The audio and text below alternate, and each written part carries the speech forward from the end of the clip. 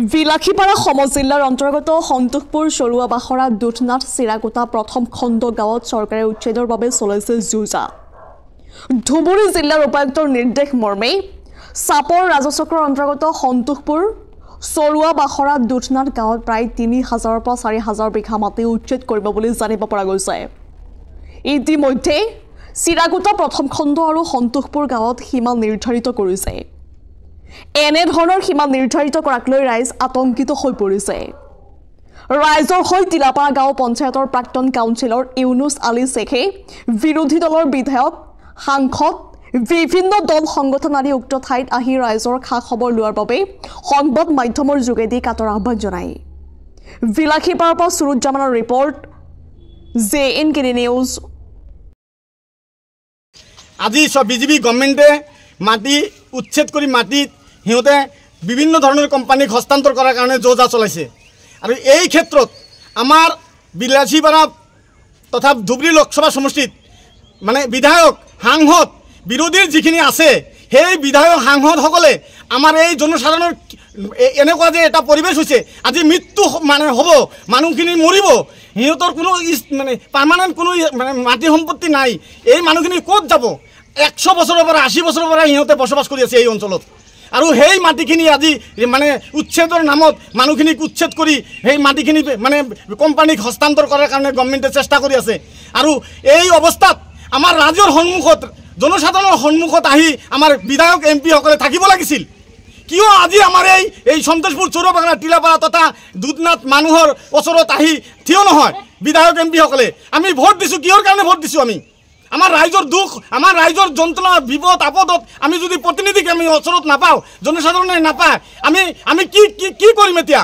আমাৰ বিকল্প হিচাপে আমি যদি আজি এই প্ৰেছ মিটৰ জৰিয়তে ধুবুৰী লোকসভা সমষ্টিত যিমান বিৰোধীৰ বিধায়ক, যিমান সাংসদ তথা ৰাজনৈতিক অৰাজনৈতিক বিৰোধী দলৰ যিমান সংগঠনৰ মানুহ আছে, এই তিলাপাৰা গাঁও পঞ্চায়তৰ সন্তোষপুৰ দুধনাথ চৰুৱা বাখৰাৰ অঞ্চলৰ ৰাইজৰ খবৰ লওক। যদি এইটো নহয়, আপোনালোকে আমাৰ এই ৰাজ্যত যদি খবৰ নলয়, আমি আপোনালোকক নিষিদ্ধ কৰিম। এই তিলাপাৰা অঞ্চলত সোমালে আমি ধৰিম, ৰাইজে প্ৰশ্ন কৰিম। আপোনালোকক ভোট দিছিলোঁ, আমি ভোট দিছিলোঁ, আমাৰ আপোনালোকৰ চেহেৰা দেখাৰ কাৰণে নহয়। ভোট এনেকুৱা বস্তু নহয়। আজি ভোট কংগ্ৰেছক ভোট দিছোঁ, UDFক ভোট দিছোঁ, বিজেপিক ভোট নিদিয়াৰ কাৰণে আজি বিজেপি এনেকুৱা অত্যাচাৰ চলাইছে। কিয় UDFৰ মানুহ, কংগ্ৰেছৰ মানুহ আমাৰ ইয়াত আহি আমাৰ এই ৰাইজৰ খবৰ নলয়? আমাৰ উচ্ছেদ বন্ধ হ'ব লাগিব। আমাৰ এনেকুৱা এই অৱস্থাত যদি উচ্ছেদ হয়, হাজাৰ হাজাৰ মানুহে আত্মহত্যা কৰিব। গতিকে আমাৰ সাংসদ বিধায়ক যিমান আছে সকলোৱে আহি আমাৰ এই অঞ্চলৰ দুখী এই মানে দুৰ্বল মানুহখিনিৰ ওচৰত থিয় হওক। আমাৰ লেণ্ড এডভাইজৰী বডিৰ মেম্বাৰ বিধায়ক সাংসদ সিহঁতে কিয় তাত গৈ DC চিভিল উদ্যোগ বাধ্য নকৰে? যেন এইখিনি মানুহৰ 60 চনৰ 62 চনৰ পিছত যিবিলাক মানুহৰ আবণ্টন হৈছে, পাট্টা হৈছে, সেই পাট্টাখিনি কোনো গুৰুত্ব নাই। সেইখিনি পাট্টা আমি জনসাধাৰণে দিছোঁ নেকি? গভৰ্ণমেণ্টে দিছে, কংগ্ৰেছ চৰকাৰে দিছে, বিজেপি গভৰ্ণমেণ্টে দিছে। আৰু সেইখিনি মাটি আজি উচ্ছেদ চলাব। সেইখিনি মাটি কোনো হিচাপত নধৰে, 60 চনৰ আগৰ হিচাপ ধৰে। এইটো কথা হ'ল নেকি? কিমান আমাৰ এই অঞ্চলৰ হাজাৰ হাজাৰ মানুহৰ 5টা 6টা কবৰস্থান আছে। এই 5টা 6টা কবৰস্থান এই উচ্ছেদৰ ভিতৰত পৰিছে, সীমা চৌহদ্দি কৰি আছে, এই সীমাৰ ভিতৰত পৰিছে। এই মানুহ মৰাৰ পিছত ক'ত দাপন কৰিব? ক'ত যাব এইখিনি মানুহৰ ডেড বডি লৈ? গতিকে সকীয়াই দিছোঁ আজি আমাৰ এই প্ৰেছ মিটৰ জৰিয়তে জনপ্ৰতিনিধি যিমান আছে, ৰাজনৈতিক অৰাজনৈতিক দলৰ সংগঠনৰ দলৰ যিমান লিডাৰ আছে, সকলোৱে মিলি আমাৰ এই অঞ্চলৰ মানুহখিনিক ৰক্ষা কৰক। হাত জোৰ কৰি অনুৰোধ কৰিছোঁ আপোনালোকক।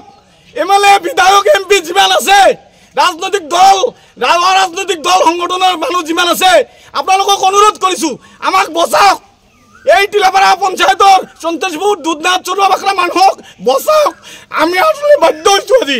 আমি কি কৈছোঁ, এই মানুহখিনি যদি নাথাকে আমি ক'ত থাকিম? আমাৰ কি ৰাজনীতি কৰি কি লাভটা আছে? মানুহ আজি মানে এনেকুৱা অৱস্থা হৈছে, ইয়া বুলি কান্দি আছে মানুহে। আমাৰ লিডাৰবিলাকে ঘৰত বহি আছে। দুখজনক কথা হৈছে এইটো। আজি খবৰ লোৱা মানুহ নাই। এইটো গণতন্ত্ৰ দেশ হ'ল নেকি? লেণ্ড এডভাইজৰী বডিত কিয় কথা বলে আমি কথাবিলাক উত্থাপন নহয়? আজি সিহঁতে কৰিব লাগিছিল উত্থাপন। ইহঁতে মাটিৰ বাৰ্তা পাইছে, ডাক নাম্বাৰ আছে, হ্যাঁ ইহঁতৰ কিমান অনুষ্ঠান প্ৰতিষ্ঠান আছে এই অঞ্চলত, স্কুল আছে, অংগনবাদী চেণ্টাৰ আছে, গভৰ্ণমেণ্টৰ অনুষ্ঠান প্ৰতিষ্ঠান আছে, আৰু এইবিলাক ধ্বংস হ'ব এতিয়া। এইবিলাক লাখ কৰোৰ টকাৰ সম্পত্তি ধ্বংস কৰিব সিহঁতে। সিহঁতে কি কৰিবলৈ কৈ আছে বিজেপি চৰকাৰে? আৰু এইখিনি কথা নধৰে এই বিধায়ক MP বিলাকে, লিডাৰবিলাকে অকল ভোট চালে হ'ব নেকি? টোটাল কিমান বিঘা মাটি উচ্ছেদ কৰিব বুলি জনাইছে? আজি সিহঁতে কৈ আছে চুলপাকৰাৰ পৰা মোটামুটি 2000 বিঘা, আমাৰ এই সন্তোষপুৰ জিলাৰ পৰা দুধনাথৰ পৰা প্ৰায় 2000 বিঘা মাটি। কিন্তু এইটো কথা হ'ল নেকি? হা, লাখ লাখ মানুহ ঘৰ হাৰা হ'ব, লাখ লাখ মানুহৰ কোনো স্থায়ী কোনো ঠিকানা নাথাকিব। সিহঁতক উচ্ছেদৰ নামত কি বনাব বিচাৰি আছে? গতিকে মই অনুৰোধ কৰিছোঁ আজিৰ এই আমাৰ সাংবাদিক বন্ধুসকলৰ জৰিয়তে, প্ৰেছ মিটৰ জৰিয়তে দয়া কৰি আপোনালোকে আহক, আমাৰ মানুহখিনিক ৰক্ষা কৰক, নহ'লে আমি মৰিম, আমাৰ ৰাইজ কিন্তু জীয়াই নাথাকিব, হাৰ্ট এটাক হৈ মৰিব। সৰু সৰু ল'ৰা ছোৱালী আছে, ছাত্ৰ ছাত্ৰী আছে, এইবিলাকৰ ভৱিষ্যত কি হ'ব এতিয়া? হা, এবাৰ চিন্তা কৰক আপোনালোকে, আপোনালোকৰ নিশ্চয় ল'ৰা ছোৱালী আছে, সন্তান আছে, আমাৰ দুখীয়া মানুহৰ যেনেকুৱা। আমাৰ মানুহখিনিৰ কি হ'ব এতিয়া? গতিকে কোনো পধ্যে এইবিলাক যেন নহয়, তাৰ কাৰণে আপোনালোকে ব্যৱস্থা লওক। লেণ্ড এডভাইজৰী বডিত আপোনালোকে কথাবিলাক উত্থাপন কৰক, আমাক ৰক্ষা কৰক।